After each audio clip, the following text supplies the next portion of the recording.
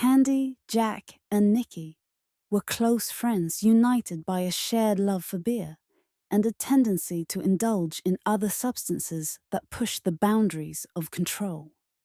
The beer, for us, wasn't just a drink.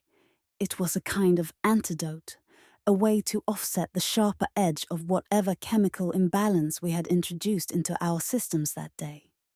Cocaine had a way of sending your heart racing and your mind spinning, while Quaaludes dulled everything to a dreamlike haze.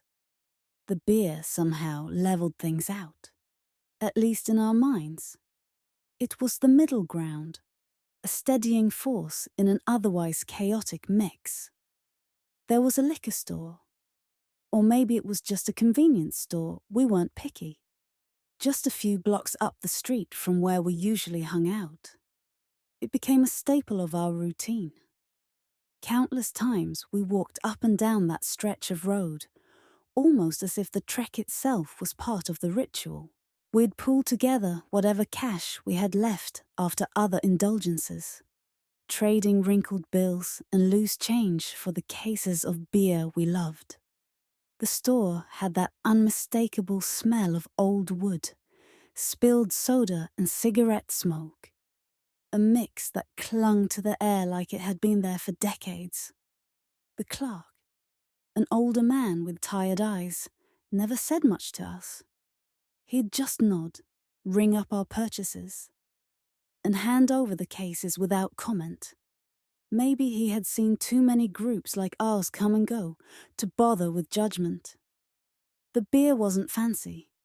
Whatever was cheap and strong enough to do the job would suffice. But we treated it like liquid gold, sipping it on the curb outside the store, or carrying it back to whatever spot we had claimed as ours that night. It wasn't just the alcohol, it was the camaraderie, the feeling of being untouchable, of owning that little stretch of time together. The walk back was often hazy, punctuated by laughter, half-serious debates, and the occasional stumble.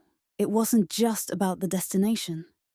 It was about the way the beer seemed to anchor us, keeping us tethered to something tangible amidst the chemical chaos. Stronger drugs had their pull, sure, but beer was our way of grounding ourselves, a small slice of normalcy in an otherwise unsteady world.